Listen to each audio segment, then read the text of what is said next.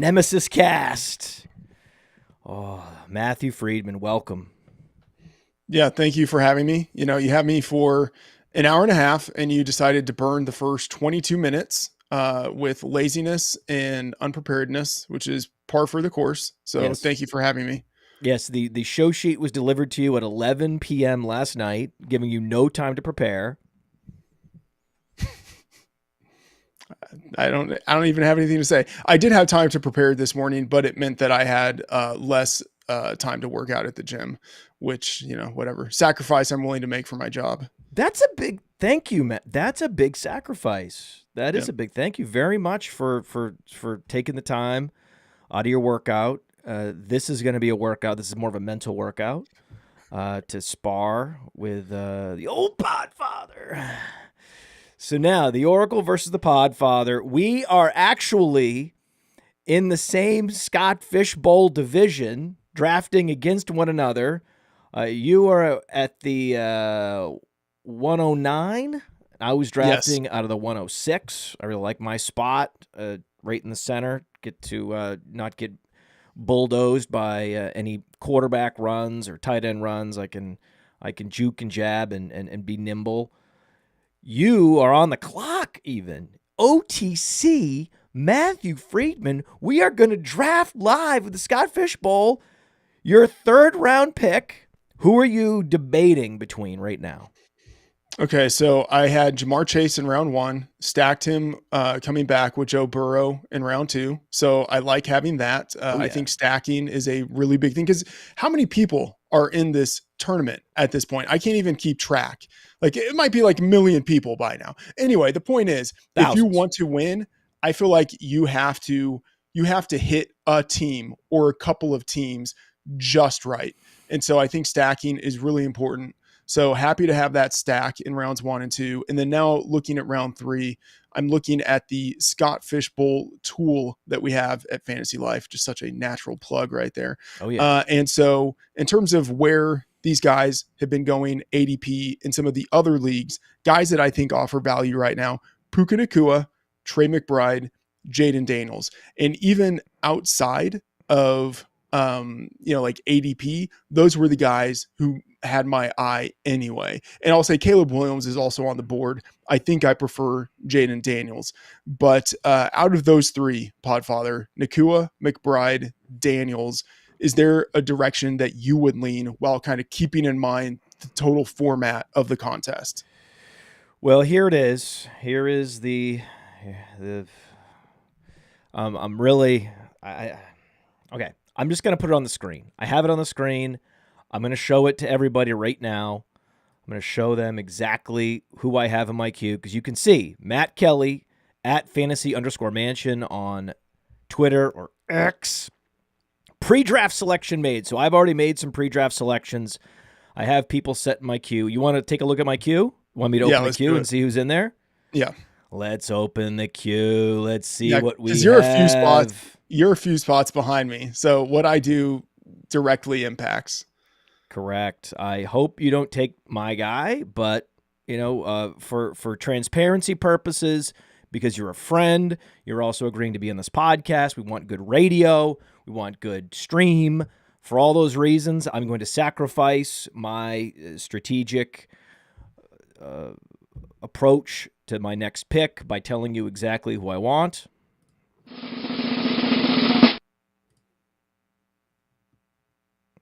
I have one player in the queue, one player and one player only in the queue. There's only one player I really want, and I gambled because Justin Jefferson was there in the second round. I went CeeDee Lamb in round 1. Justin Jefferson fell to me in round 2. I felt obligated. I was value trapped into picking him. I was considering Jaden Daniels there after I was sniped on Dak Prescott.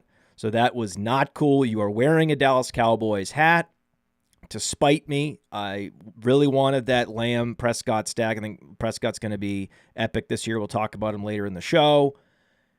Somehow, some way, someone took him well ahead of ADP early in the second round. That was a real gut punch. But I thought, well, okay, fine. I can go Justin Jefferson here, and I'll take one of either Jaden Daniels or Caleb Williams with my next pick. Probably one of them will be there. If you take Daniels, then that lowers the probability that I get Caleb Williams. This is where I'm at. Yeah.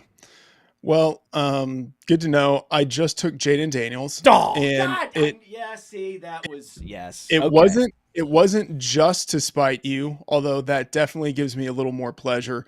But really, like, that's the way I was leaning. And we'll talk about Jaden Daniels more, but he is someone I like so much this year, just in terms of what he offers on his own, but then also I think ways to approach drafts. Like, I don't know why someone would take all of the quarterbacks or like most of the early round quarterbacks when you can just wait and take Jaden Daniels later. So we'll talk about him more. Really do love him this year. So happy to get him. And then he also gives me the opportunity to stack with a number of players later if I want to. That is the beauty. It's Jahan Dotson. It's Terry McLaurin. It's even Luke McCaffrey. There's so many things you could do. Even Austin Eckler, potentially, if you still kind of have like the flame burning for what he might be able to do as a pass catcher.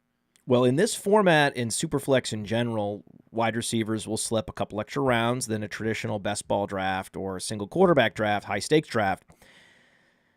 So another team that is easy to stack with, especially with a rookie quarterback. I mean, the easiest rookie quarterback value stack team is the Patriots, clearly. Right. But I mean, none of those guys have early round ADPs. Sort of. Right. I mean, hey, I got Jalen Polk. What a value. Oh, wow. I mean, you're also assuming that Drake May actually starts, which, I don't know if we can actually make that assumption, but point taken.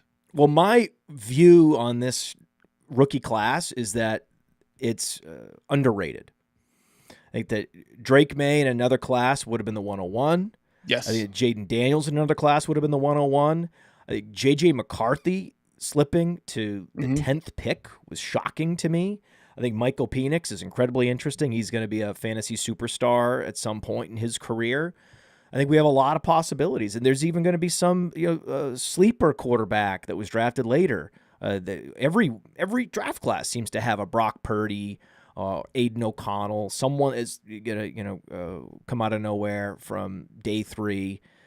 This particular draft class, very deep at the quarterback position, and I think it's the real key to winning fantasy leagues this year is to get a Jaden Daniels after a bunch of these more seasoned quarterbacks that actually have a lower ceiling than him. They go off the board, boom, you push the button on a Jaden Daniels. You can pull the lever for a Caleb Williams. Caleb Williams has incredible athleticism, and he's going to be finding what rookie quarterbacks have to deal with is they can't process information quite as quickly. They can't identify matchups quite as quickly and go through the read progressions as fast as a rookie. As they progress and develop, they get faster. But one of the inevitable consequences of that is that they get through 2 read progressions, 2 guys aren't open, they have to run. And if you have that athleticism, you're going to use it.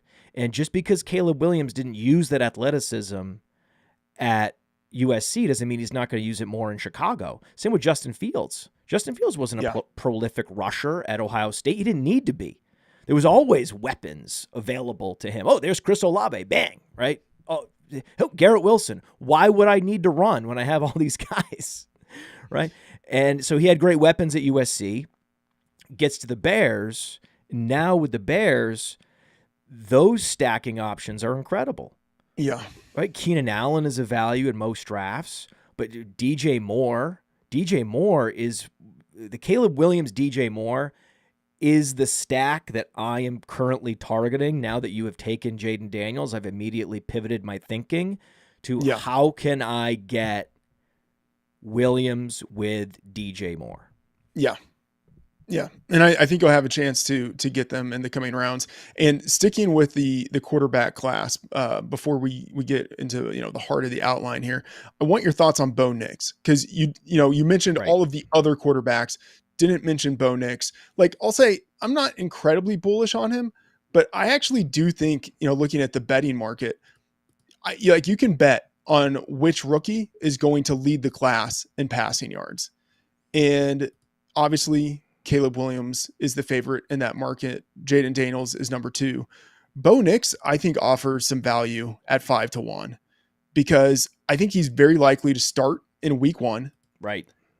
And that's basically that. Like, that's the case. He starts in week 1 and he is paired with a play caller who, with Drew Brees. Now, Brees is obviously different than Nix, but like with Drew Brees was able to coordinate an offense that saw that quarterback 7 times lead the league in passing.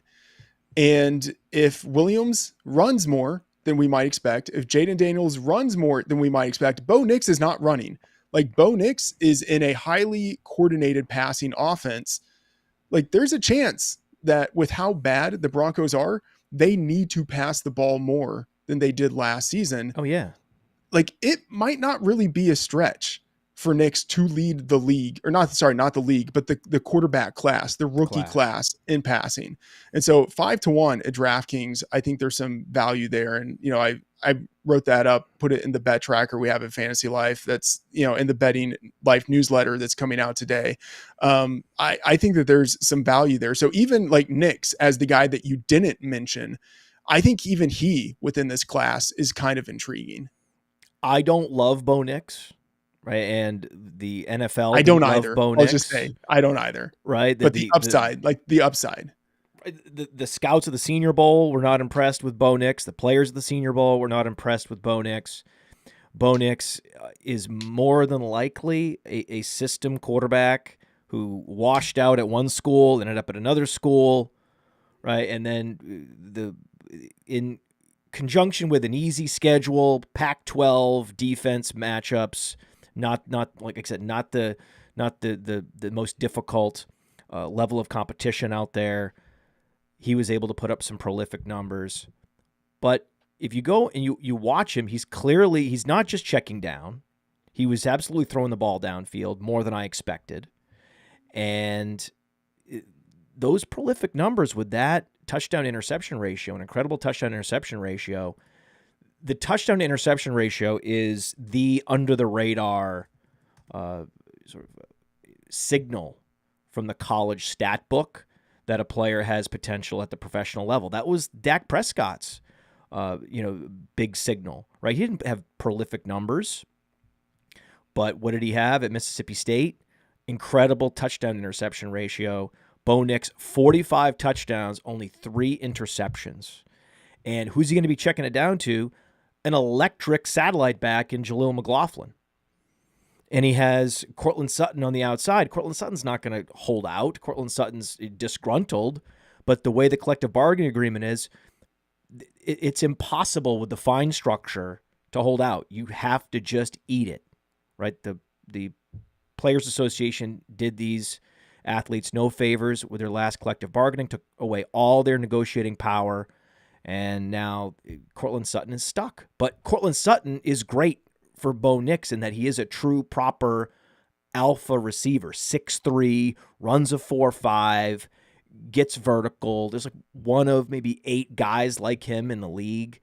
So it's an interesting setup in terms of the weapons that he has available to him. He has Marvin Mims on the outside, like a proper Z receiver. So he's got the right pieces in place to have a traditional passing game configuration that Sean Payton can work with, that he can work with. It's interesting. It is interesting, especially Caleb Williams running more than you might expect. Their defense going to be better. Yeah. We know the Denver defense is not good. We know they're playing the Chiefs twice. We know they're playing the Chargers twice. They're in an impossible situation. They're going to have to throw the ball. The team's no good. This junk yards, I mean, Bo Nix feels like he could lead the league in junk yards. Yeah, I can say, and you mentioned it's all about the system. It's betting on Sean Payton having the system that fits this guy perfectly. So that's really what it is.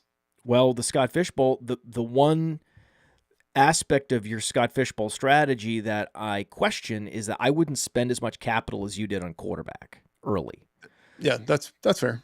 The one my 2 rules of thumb with the Scott Fish Bowl year in, year out is you got to hit on running back late and you got to hit on your second quarterback late. And, I would rather wait a round or two and take shots on, it's the nice thing about having tools like the Fantasy Life ADP tracker is that I don't have a sense for where people are drafting, say, Deshaun Watson. But man, would I like to stack Deshaun Watson and Amari Cooper in the Scott Fish Bowl.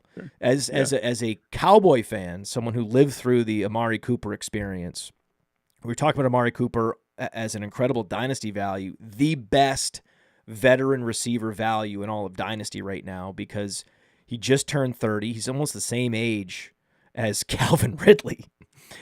And he's got a couple good years left. He's the type of player that's going to age well in the league. He has all the traits, the sort of horizontal game that ages well. So how do you feel about Amari Cooper this year?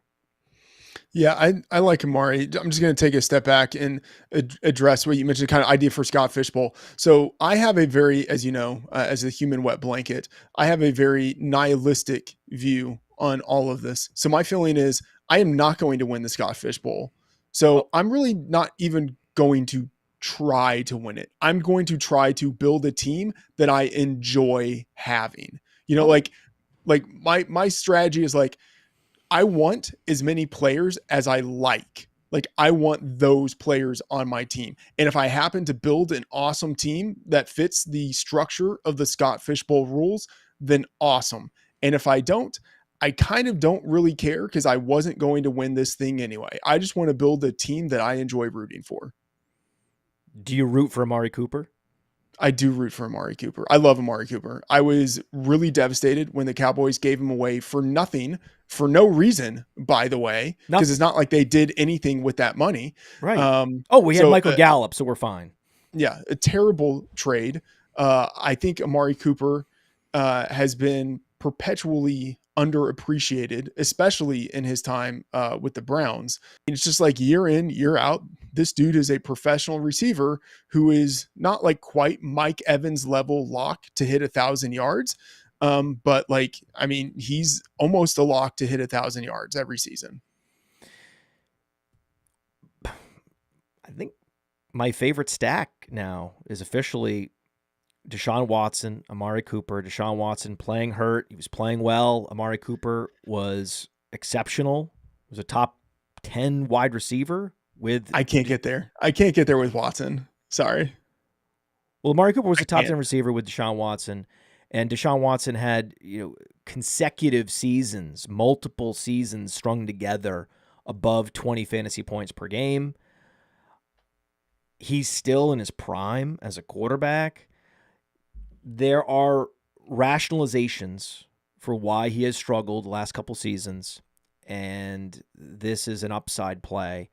And in the Scott Fish Bowl, if I don't get Caleb Williams here, because I think Caleb Williams with DJ Moore or Caleb Williams for Rome Odunze is something I'm very interested in pulling off in the Scott Fish Bowl. If I can't do it, then hey, right, I'll pivot to more of a backdoor stack, which would be Cooper and Watson, and go from there. I think that has significant upside. I mean, there's not a clear-cut number 2 option in Cleveland.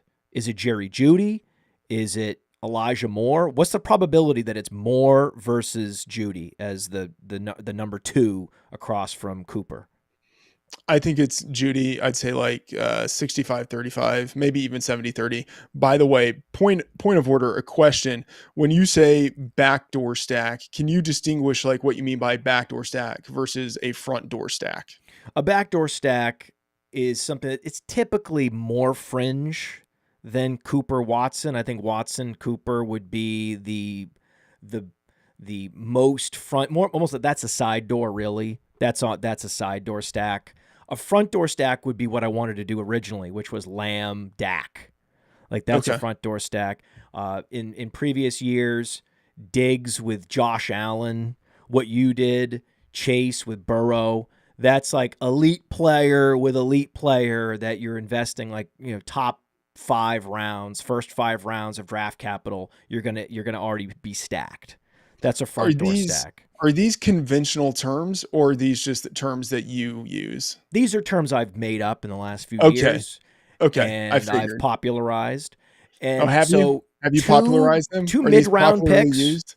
I think a guy that's drafted in, say, the back part of the top 50, like in the 40s, like Amari Cooper. Let's say you draft him in the 40s, and then you get Deshaun Watson in the middle rounds or the middle to late rounds. I think that's a side door stack. Then you've got all your true backdoor stacks, your Addison, J.J. McCarthy, your Nicks and Mims is for a lot of people. Actually, I've had multiple people on this show talking about backdoor stacking Nicks and Mims on Underdog, for example. That's where we're talking double-digit rounds. We're talking the last quarterback off the board.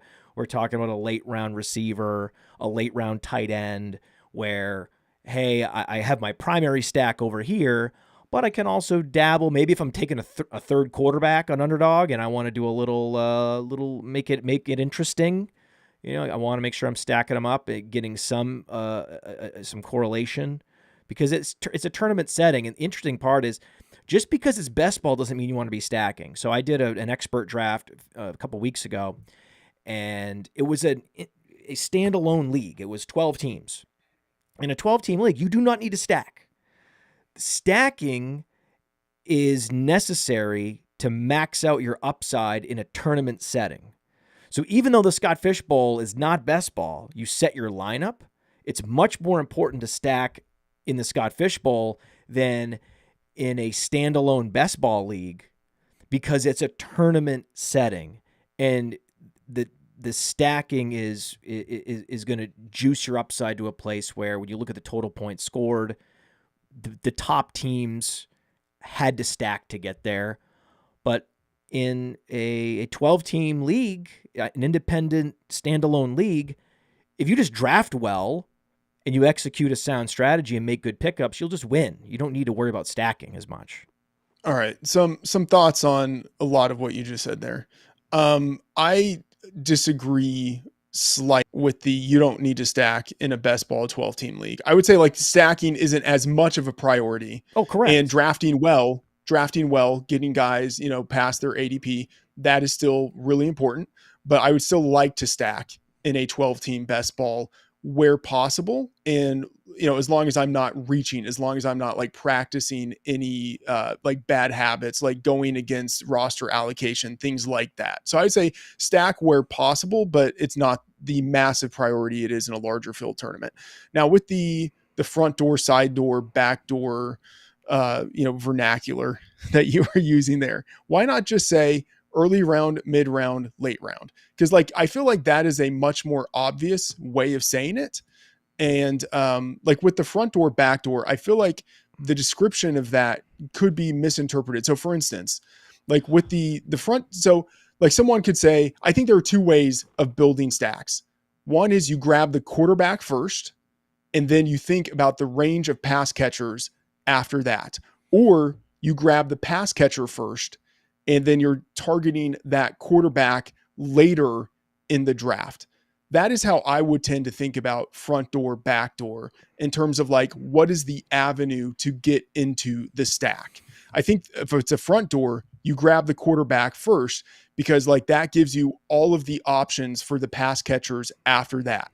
If it's back door, you're grabbing the pass catcher. And at that point, like you have only the one route that you're going, you got to get the quarterback. I so much prefer the stacks that are with elite quarterbacks and wide receivers that are going after them in ADP. Yes. Last year, the best example of this, where all the options, it was the only one. We did a whole segment on this. It was the only instance last year with the elite quarterback, all of his receivers were going after him. Do you remember which team it was? No. Baltimore. Okay. Because you had an ambiguous wide receiver room. Yes. You had Odell was there. You have Zay was there. You've got our man Bateman. Yes. Right. Okay. The ultimate truther. Yeah. Right. So this year is a great situation where you can grab some of those elite quarterbacks and stack with their pass catchers. And I think the ultimate here is Josh Allen, because all of his pass catchers are going late, right? There's no Stephon Diggs. There's no Gabe Davis, right? There's like this uncertainty of all of the pass catchers, which means that their ADPs are all falling. And you've also still, I think, got a really great tight end option to pair with him in Dalton Kincaid, who I think, even though he's like the tight end 5, tight end 6, I think legitimately has tight end 1 upside. Oh, so yeah.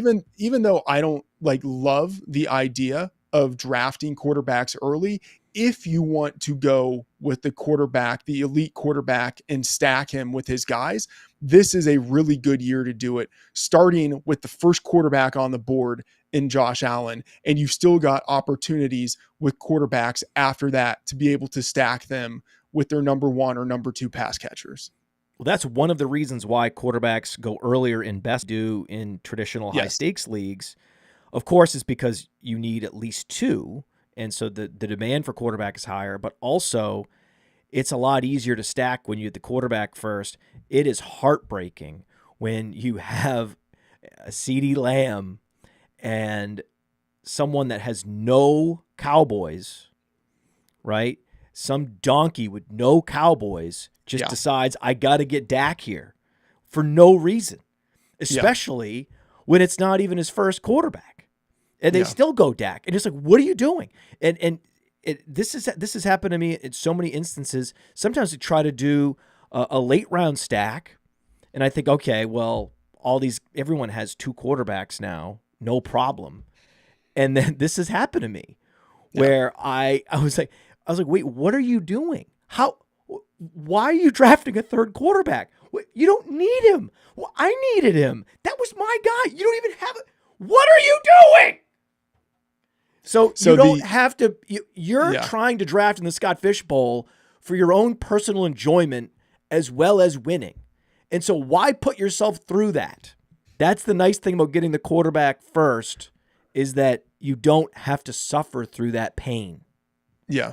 Well, in like a non-Scott Fish Bowl format, so let's just say like Underdog or whatever, I do like the possibilities of grabbing DJ Moore, as long as he's at a little bit of a value to ADP, and then grabbing Caleb Williams later, grabbing Terry McLaurin a little bit past ADP, and then grabbing Jaden Daniels later, because those are quarterbacks I'm going to want anyway. And I will probably be a little more willing than most people to take those guys ahead of ADP, because I still feel like relative to the inherent value they offer, I'm still getting them at a discount.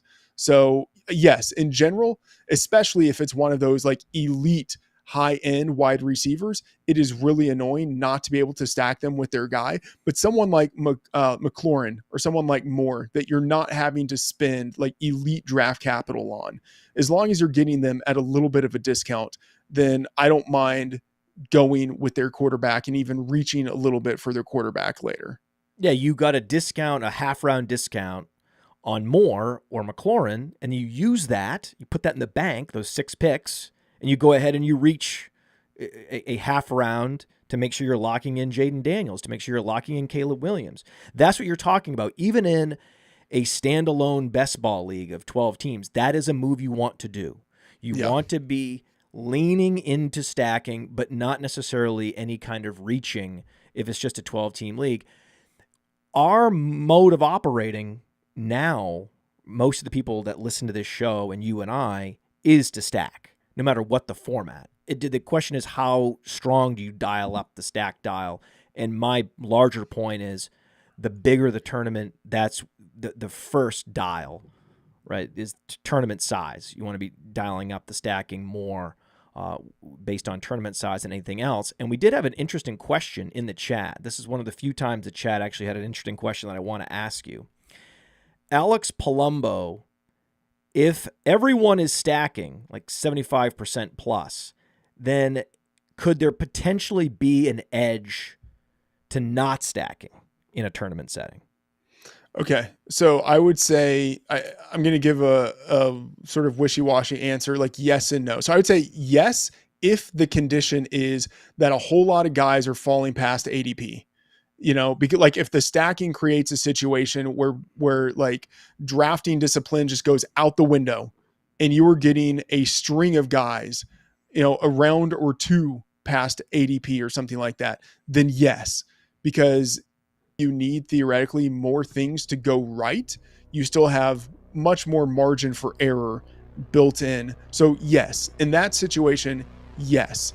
But if it's a situation where people aren't really drafting in the right way, it just this music, it got me.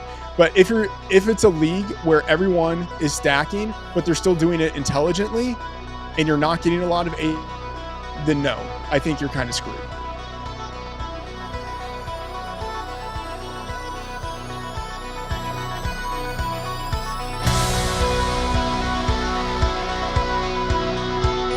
Welcome to the Mind of Mansion program.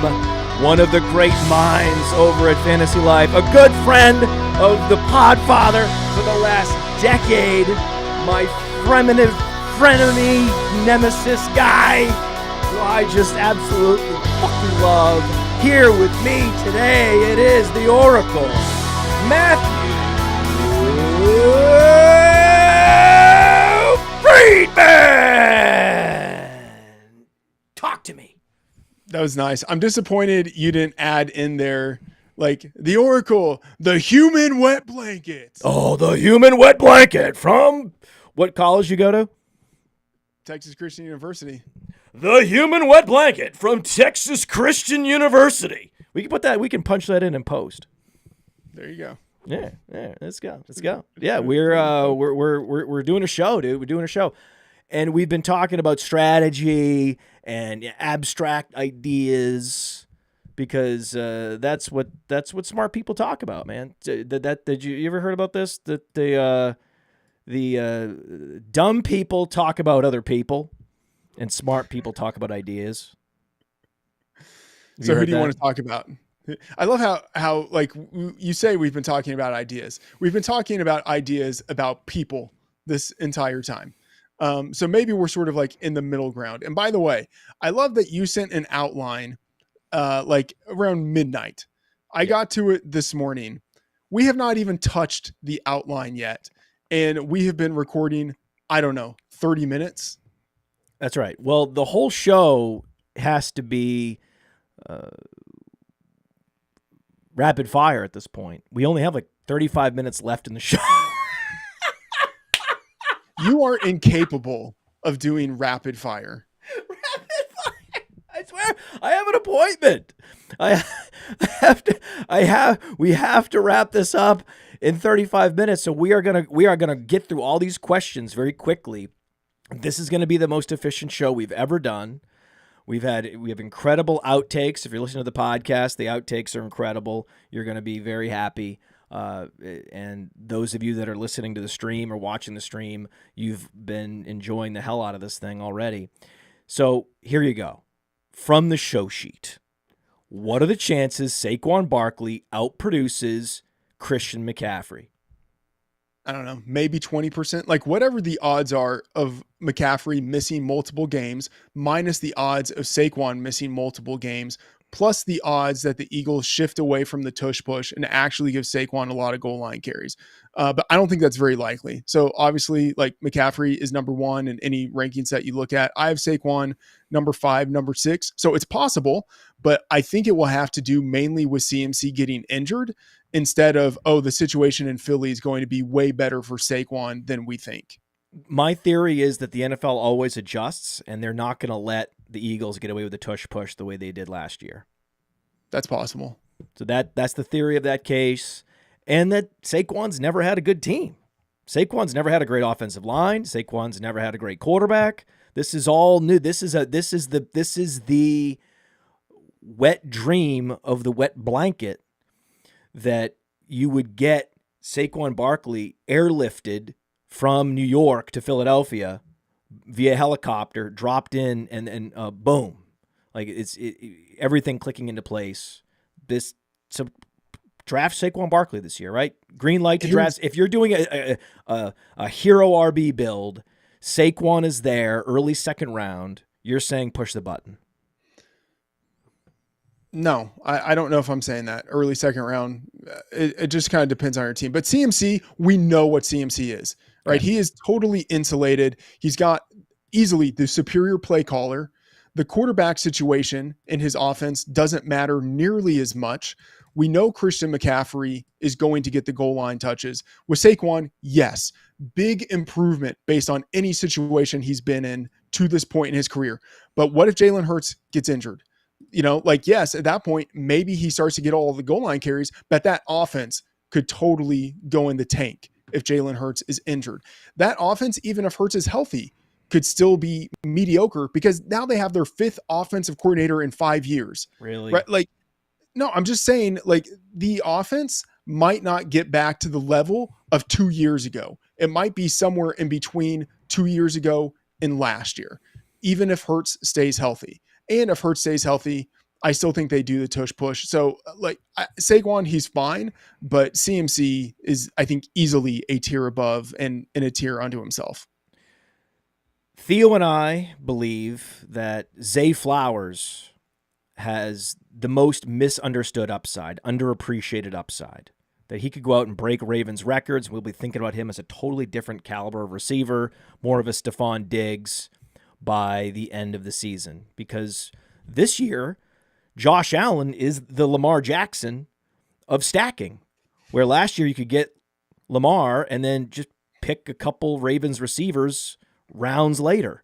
You can do the same thing this year with Josh Allen. So that's the beauty of drafting Josh Allen, especially in best ball this year, is the ease of stacking him and getting multiple triple stacking him. Really, the ease of triple stacking Josh Allen is a great and underutilized tactic for best ball. Now, which receiver do you believe has the most underappreciated upside other than Zay Flowers? Okay. So in the outline, you wrote misunderstood upside. So I have 2 answers. One is misunderstood upside to the bad, and one is misunderstood upside to the good. That's great. I'm glad that by wording it terribly in the show sheet, you will actually give us bonus answers. Okay, so misunderstood to the bad is actually a guy I think you took in Scott Fishbowl, and that's Justin Jefferson. Now, we all know Jefferson is awesome in terms of talent, top 3 wide receiver in the league, maybe number 1, right? But this is purely circumstantial. He has a super high floor, but I don't think he has the ceiling that he previously had. So if you're drafting a wide receiver as a top 5 guy at the position, you want him to have a good chance of finishing as the number 1 wide receiver. And I don't think Jefferson really has that in his range of outcomes this year, just because of his quarterback situation. This, think of a little bit like Larry Fitzgerald when he had all of the bad quarterbacks in Arizona. Still really high floor. Jefferson on his own is awesome. It's just he's either going to have Sam Darnold or a rookie throwing to him. So I think he still has a really high floor, but he doesn't have the ceiling that he used to have. And I think people are still drafting him as if he has that ceiling. And then I would say misunderstood upside to the good, Tank Dell. We all know that he's good, but he could be a top 5 wide receiver. Yes! He's entering his second season. Stroud is entering his second season and could progress. They retained offensive coordinator Bobby Slowick. Nico Collins and Stephon Diggs will make it impossible for teams to cover Dell the way that they should. And I think Dell has the exact same upside as Nico Collins, who's being drafted significantly higher. So Tank Dell, I could see a situation where at the end of the season, we're just this guy's Antonio Brown. This guy is Antonio Brown at his peak. Yeah. CJ Stroud has said this.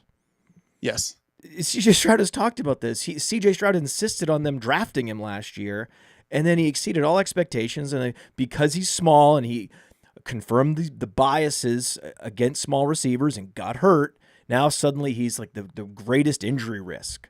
No, Deebo Samuel is a much bigger injury risk because he takes a lot more carries and a lot more punishment. That's what matters when it comes to or how many collisions are you going to get in. So he can duck out of bounds. He's super nimble. And so the idea that he's particularly injury prone is just wrong. He is Tank. He has a high BMI for, a shorter receiver. So I'm not worried about Tank Dell in any way. He has the hidden upside in that zone of the draft. And I believe he will outscore Nico Collins. I don't think that's a big deal. I don't think it's a huge leap. Nico Collins was nothing for 2 seasons. And Tank Dell shocked the world by being super prolific at that size as a rookie. As a rookie. Yeah. I mean, come on, man. Yes, he is super undervalued, super underappreciated, a great value in drafts. I love that stack. The Dell Stroud stack is going to make people very happy again this year. Which rookie running back are you drafting the most in all formats? All right. So full disclosure, I haven't done a ton of drafts because I want to try to enjoy my summer. And this is a bad running back class in general, at least yes. I think so. So I'm not overly interested in any of them. I will say like Jonathan Brooks has potential, but I think it's a year too early for him because of the ACL injury. Trey Benson is intriguing behind James Conner in an upside offense, but I'm going to go kind of off the radar or like further down the board. Tyrone Tracy with the Giants is kind of intriguing to me because Devin Singletary as the lead back, I don't think offers a ton of resistance. Tyrone Tracy, I think, has a pretty good chance of coming in right away as the number 2 guy who maybe gets some work as the change of pace. He's a former wide receiver convert, so I think he's got like that good pass catching ability. He was a decent kick returner in college, good athleticism, decent size. Like this is sacrilege, but if I squint, I kind of see something that might look like a poor man's David Johnson in his like rookie year. You know what I mean? Like someone who maybe starts out as the number 2 guy and then starts to actually become the number 1 guy. And by the end of the season, you're like, man, this guy actually ended up having like 1,000 yards from scrimmage and like 8 touchdowns. Like it probably doesn't happen, but Tyrone Tracy is so cheap and I just have so little respect for Devin Singletary that I think there's a little bit of value there. On the clock alert, on the clock alert. I am now on the clock in the Scott Fish Bowl. I am on the clock in the Scott Fish Bowl. Matthew Freedman was on the clock a few minutes earlier. He started at the 109, Jamar Chase. And then at the 204, he went Joe Burrow. And then he came back at the 304 with Jaden Daniels. It is third round reversal. That's why those slots are what they are. I had a bit earlier pick at the 106, CeeDee Lamb. And then as you mentioned, at the 207, I was value trapped into Justin Jefferson, which means it's time for me to draft a quarterback unless I want to get a tight end.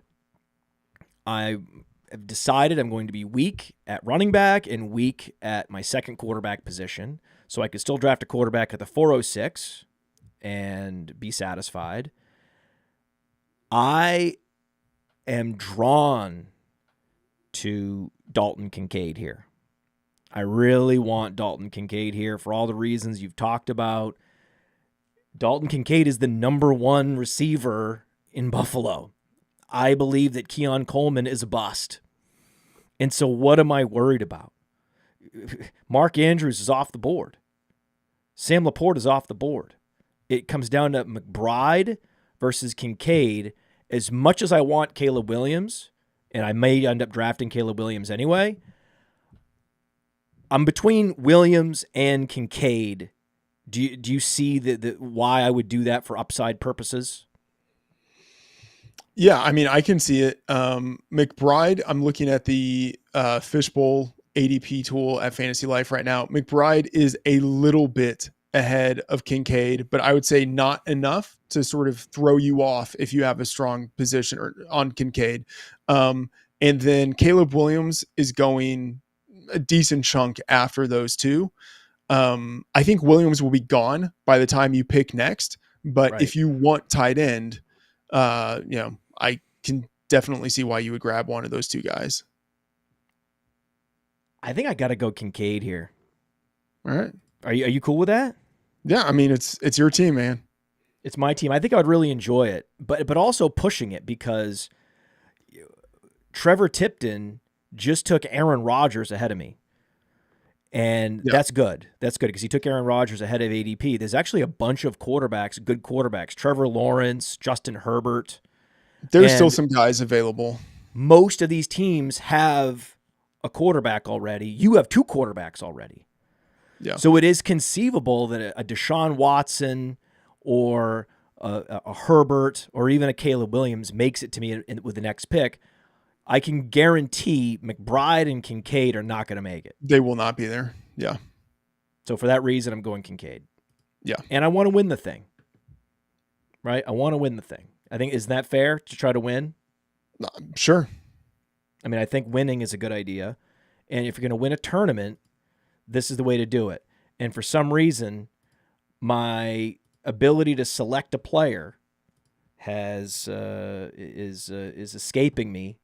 I don't know why I can't pick a player while I'm like, I got him. I just got him. I just finally got the mouse to work. Thank you, Scott Fish. This has been a lot of fun. We're Matthew Freedman and I drafting against each other. This is great. This rookie quarterback class is an incredible source of value. If I can't get Caleb Williams, I'm going to be targeting Drake May as my second quarterback.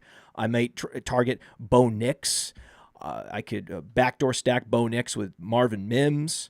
I could J.J. McCarthy is on my list. I'm circling J.J. McCarthy because I have Justin Jefferson. And the beauty of Superflex is you don't have to start a quarterback in the Superflex position every single week. If it takes McCarthy a couple weeks, that's okay. Yeah, I'll put a receiver in there and then pivot over to McCarthy. No big deal, no problem. Which rookie wide receiver are you drafting most?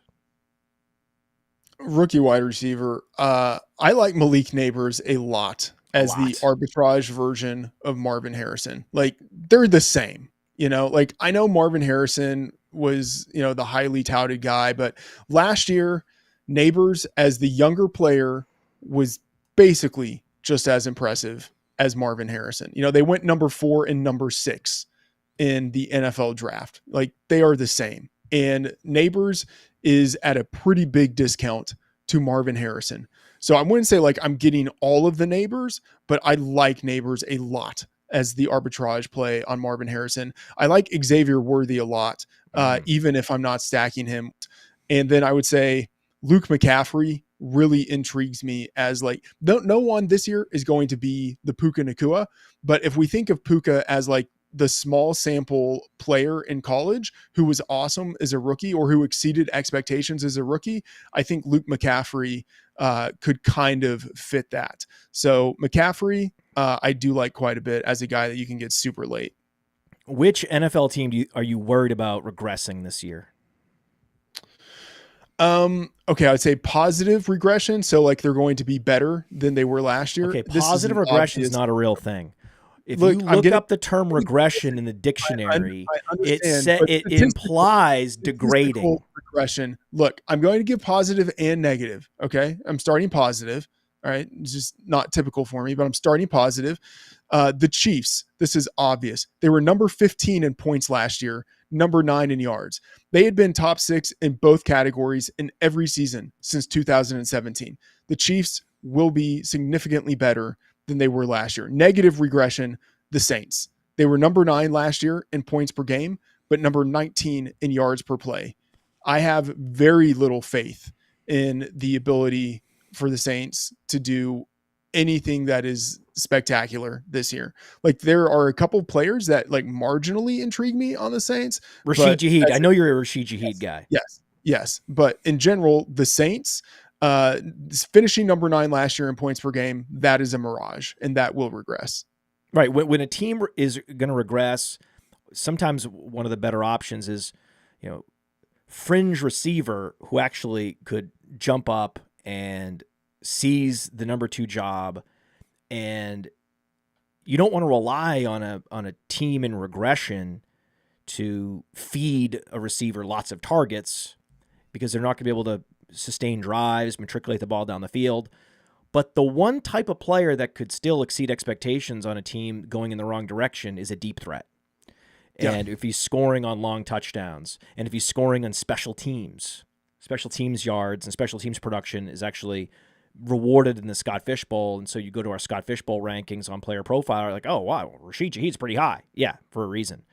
Special teams yards. And that's a couple different, that's a backdoor touchdowns, some of these weeks. It's like, how did he get there? How did he get to 16 fantasy points? He had a punt return touchdown. Well, special teams now, especially, could end up meaning more with the change in the kickoff rules, right? Where like some teams actually could be really good at that. Some players could be really good at that. So like that one is intriguing as like a hidden possibility, a hidden potential for fantasy points in different formats that people might not just think about.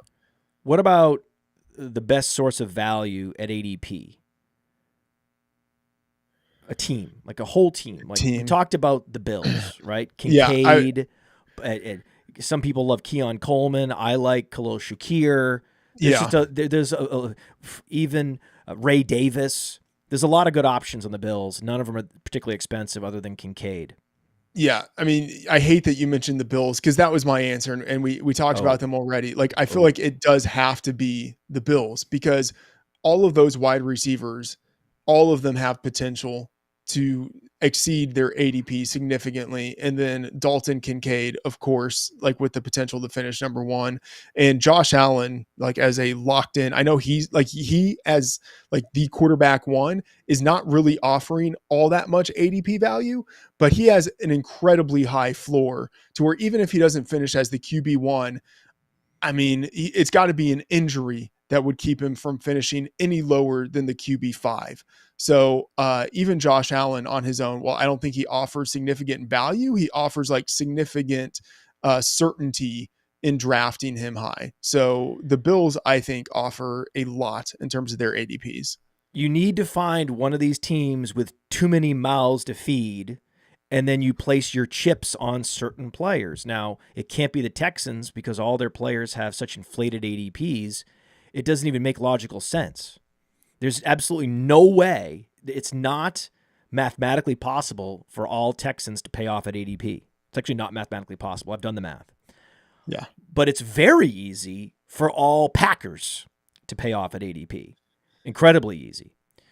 So you could just say, okay, I think it's going to be Reed and Musgrave or whatever, right? I want Luke Musgrave as my second tight end in the Scott Fish Bowl because he has, Kelsey level talent, Kelsey level upside, especially if there's not a true number one. I love Jaden Reed, but he profiles as one of these electric flanker types that's not going to be a complete target hog at the next level. Though, Stephon Diggs is his upside, but you can't be betting on guys based on their absolute peak upside. All the way out, though. All the way out. Like the Texans, again, it's a shame that their ADPs are so inflated because I like their number 4 receiver. I like John Mechie as a potential value late in best ball drafts on Underdog. Who would you rather have?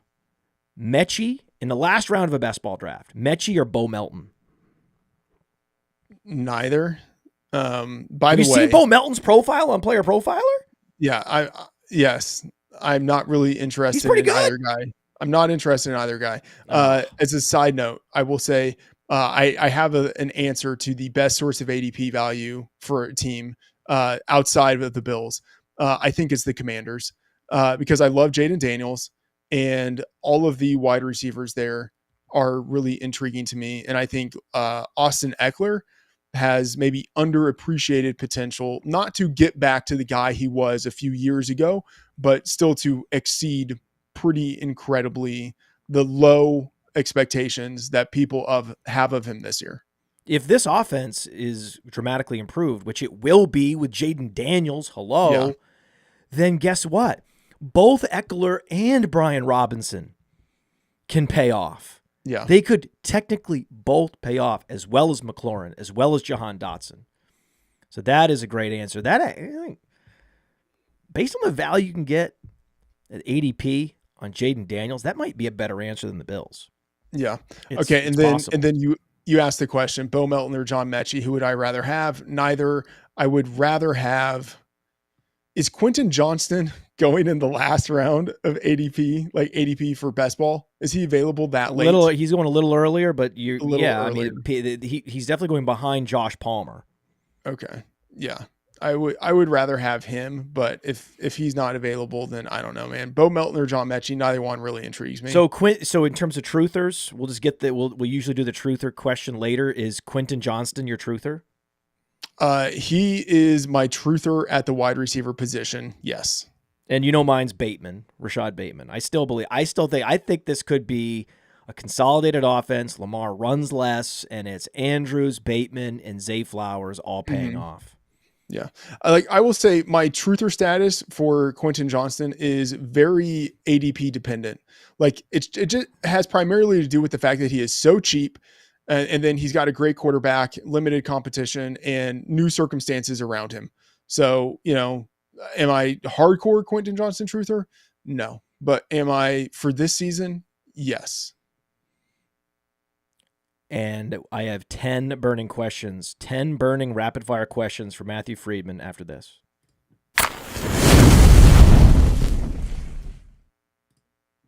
This episode is made possible by Underdog Fantasy, and Underdog Fantasy is the leader in best ball. When you go to join an Underdog Fantasy best ball draft, it fills very quickly. Especially now, it's Best Ball Mania season, baby. Best Ball Mania 5. I can't believe they're at Best Ball Mania 5 already. $15 million in prizes. They're giving out $15 million with $1.5 million to first. Playing in best ball leagues makes you better. It helps train you on player value and strategy. And Underdog offers a lot more than just best ball contests. They offer pick'ems. My new favorite, the golf pick'ems. But they have the NBA pick'ems, baseball pick'ems going on throughout the offseason. Hit the pick'ems, back to best ball, hit the pick'ems. So use promo code Underworld. Promo code Underworld gets you a 50% deposit bonus up to $250. So they've increased the maximum deposit bonus. It was $100. Now it's up to $125. When you get the Underdog app, use promo code Underworld and go draft your ass off. Bijan Robinson or Breece Hall in the first round? Bijan by just a hair, but it's close. Bijan Robinson is going to be absolutely terrifying for anyone that's playing against him this year. Can you just talk to us about Bijan and his upside? He reminds me of peak Todd Gurley. It just depends on whether they actually want to use him that way. Usage is always the question, but it's not talent. Young, athletic. He's got the 3-down skill set, and he's got a really good offensive line in front of him too. And now presumably he has a better play caller. One coming from the McVay tree, and so hopefully he's unleashed. But you got to remember there is a really good back behind him, and maybe they don't give him the full Bijan Robinson treatment, and they kind of restrict him a little bit. So that a little bit just in terms of the potential, but I still have Bijan Robinson ahead of Breece, but just by a hair. What is the big difference between Breece Hall and Jahmyr Gibbs? I think Breece Hall is it's a good question. I think they're probably more similar than people would imagine, but Breece is a little more of a runner than Jahmyr Gibbs is. A little more, right? But not Lions much, are the Lions, right? The Lions are the Lions, and I believe that the Jets drafted Braylon Allen to be a David Montgomery grinder, to eat those carries so they don't have to give them to Hall, and Hall can be fresh and Hall can be healthy. I don't know, man. I feel like every year we have conversations about 3rd and 4th round running backs, and so many times these guys do nothing. Braylon, I'm interested in him because he's big and fast, or actually he's not even that fast, but he's big and young. But no, I still think it's Breece Hall.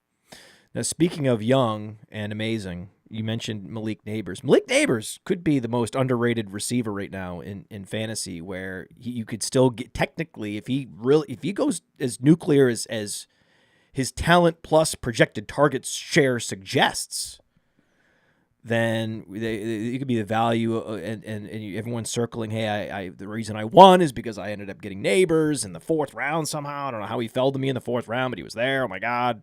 You could totally see this is the conversation fantasy gamers are having in bars and restaurants later in the year. Give us another wide receiver you think is super underrated. Is it cheating if I mention Tank Dell? I already talked about him, but for me, he's the answer. I don't know why you would draft Marvin Harrison when you could draft Malik Neighbors. I don't know why you would draft Nico Collins when you could draft Tank Dell. I think Dell is incredibly underrated this year. What about Chris Godwin? I'm not really interested. I'm not interested in guys who have had a significant knee injury and then are like 30 years old at this point. Like, we know what Godwin is. And so, like, within the ranges of outcomes, we still have a sense of what Chris Godwin could give us.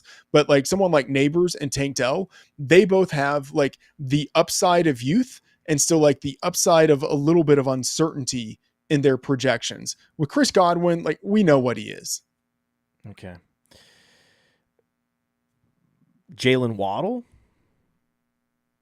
Yeah, I mean, I can see it, but it's just hard with Tyreek there as the guy who's going to dominate targets.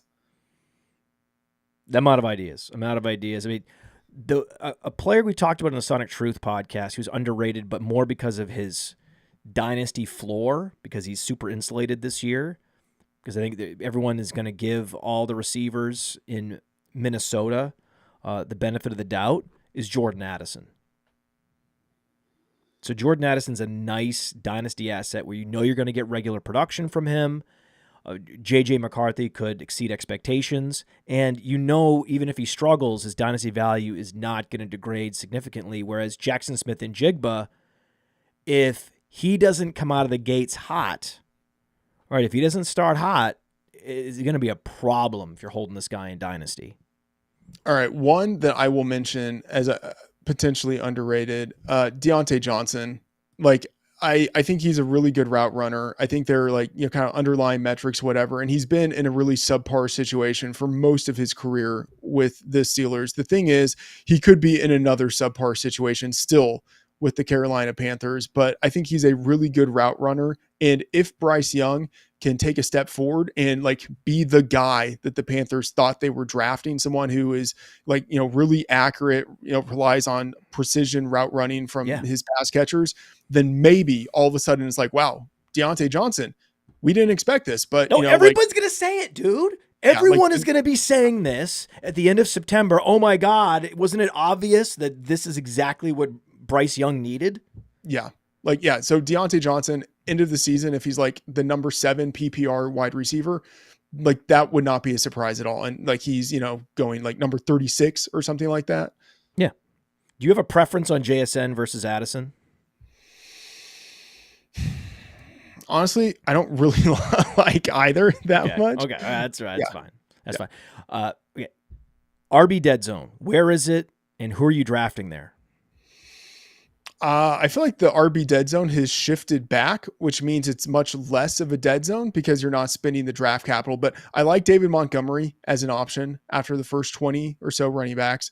Still intrigued by some of the older guys like Raheem Mostert or Austin Eckler. And then Zach Moss really stands out to me because I think he will inherit a lot of the role that was vacated by Joe Mixon. And like, we know what that Bengals offense can look like when it has peak Joe Burrow. The Bengals love these backs. I mean, this is Cedric Benson all over again. I mean, this feels very Cedric Benson. Like he washed out in one team. Okay, didn't work out. Goes to another team, and they're going to feed him because he has the size and he has just enough speed and just enough receiving skills. And Chase Brown is overrated. Chase Brown has a highly limited skill set. He's an explosive slasher, a situational player, and as soon as they ask him to start doing too much and start pass blocking and start running a lot of routes, he crumbles, right? So there's no doubt that the back to roster, and the guy that I'm be targeting in the Scott Fish Bowl, because it rewards carries, I'm going to be circling players like Zamir White, Zach Moss, David Montgomery. Those are the types of guys that I'm going to be undervalued between the tackles runners. The more explosive, the better.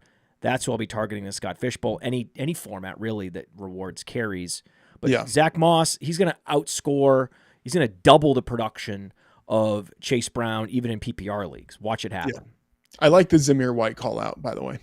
Oh, Zamir White, dude. I mean, you and I are in the same goddamn draft. So. Yeah. I mean, you're probably going to snipe me on him, and it's going to be fine. It's going to be it's for the good of the show. It's for the good of the show that we had this kind of transparency. Of the second-year running backs, other than Zamir White, who else do you like? I mean, Bijan's obvious. Achane's obvious. I'll go like less obvious. Kendre Miller. You know, like Yes. I think Okay. he's got a shot. I think he's got a real shot to end up being the guy there. I still like Kamara, though. The problem is Kamara, even if he was going a little bit earlier, I'd be off him. But Kamara's such a good value, and he didn't show any signs of decline last year. That's what makes Kendre Miller a little bit more of a difficult pill to swallow. Yes. I think that Kamara, in a vacuum, is a better player than, say, DeAndre Swift. And for that reason, I would prefer Roschon at ADP to someone like Kendre Miller, though I like them both. A lot of these second-year running backs, if I like them as rookies, I go right back to them the next year. Yeah, that's the case. Which best ball ADP has shocked you the most? The movement especially, where you're like, why? What? Or it didn't move. Like, how did this guy not fall 3 rounds? What's going on? Yeah. Josh Jacobs has dropped in ADP, I believe, like just a little bit, and it's just like a continuous drop. And that is a little bit surprising given the offense that he is in, the history he has as a workhorse, and the money that he is being paid. So, yeah, that movement down has surprised me a little bit. I need a top 50 player who's on your do not draft list. Mine are Kyron Williams and DK Metcalf. Who you got? I mean, I mentioned him earlier, Nico Collins, sort of, and it's more circumstantial. It's like, why would I draft him when I can get Dell and Diggs later? And then a lot of the early quarterbacks, not that I dislike them, but why would I draft them when I can get Caleb and Jaden available later in the draft?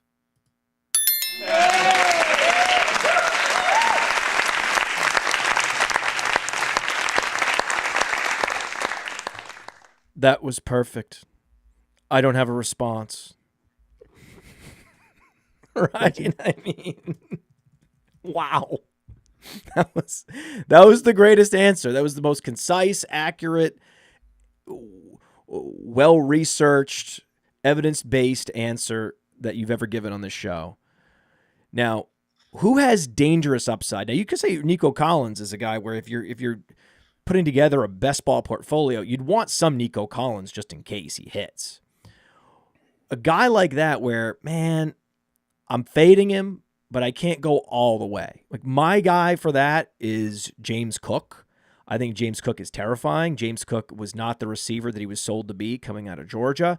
And it's very possible that Ray Davis is just a more reliable player and gets short yardage and goal line carries where they're just too worried about blowing the game with James Cook and his fumbles. Fumbles are not something that I want to draft a player based on ball security. I mean, that's not me.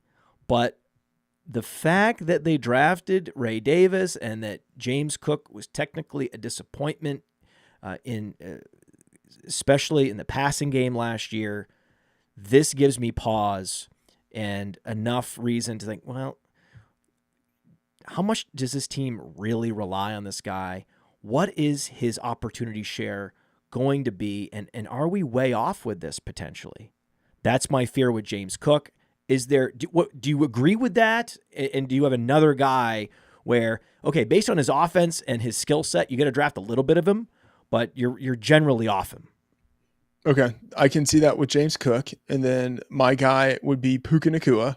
Like, he was awesome last year, like no question about that, but he was a late round pick. So like, there's just still a little bit of that fear, or like that still factors in a little bit to his profile. A late round pick having an awesome season is different than a first rounder having an awesome season. So you just take that into account a little bit. And then there are these circumstantial questions. What if Cooper Kupp is healthy most of the year? What if Matthew Stafford gets injured? Like, there are these concerns that are significant enough, and Puka Nacua is being drafted high enough to where these concerns are real because of what you have to invest into him. So I love Nacua. The upside is obvious based on what he did last year, right? But there are still some significant questions. And Garrett Wilson has a much higher floor. Probably. Yeah. Just go with Garrett Wilson. Garrett Wilson has a higher ceiling and a higher floor. When Puka goes before Wilson, it never makes any sense to me. Man, you are on fire right now. You're doing so good. This is like, it's like a great song for the first time from a band I love. This is good. This is a real pleasure. Better boring tight end, Evan Ingram or Pat Freiermuth at ADP? Yeah, Freiermuth. Cheaper, no more Deontay Johnson. That's a big thing. And then Ingram has target competition. Okay, so Freiermuth, there's another tight end that I want in the Scott Fish Bowl. I did draft Dalton Kincaid early, and now I'm being reminded with Musgrave and Freiermuth, all these tight ends that I've been circling all off season, and yet I just couldn't help myself with Kincaid. I'm going to end up drafting 3 or 4 tight ends in this format, but luckily it's tight end super premium, and so when it's tight end premium, you got to get 2 or 3 tight ends, even if you only start one. In a managed league, you want multiple tight ends, and talk about an easy stack, right? Russell Wilson with Pat Freiermuth and Calvin Austin. Tell me you don't love that. I don't really love it. All late round picks. And best ball, sure. Back into it, baby. Don't you? You have to like Calvin Austin. You love speed. You love speed at the wide receiver position. I like him okay, but I don't think he's going to get a ton of opportunities. And the Russell Wilson pick is really, I think, for best ball, a little bit troubling because there's a decent chance at some point he loses his job to Justin Fields. Even if it's not like he loses it for the entire season, they give Justin Fields some sort of shot. So that gives me a little bit of pause in best ball. Okay. You're a busy man. I promise I'd get you out of here. Bold prediction for 2024. Give it to us. I guess a bold prediction. Xavier Worthy leads the Chiefs in receiving yardage, and he enters 2025 as a consensus fantasy wide receiver 1. Hey, I want to take a moment to thank you for tuning in. It's important to me that all of our media be free. This is only possible because of you, allowing a true independent sports media enterprise to thrive unlike any other in the business. So please subscribe to the All In Package to continue to make all of this possible, to ensure that all of our stats, information, data, content is available to you, especially you, the people that get the site and get the show.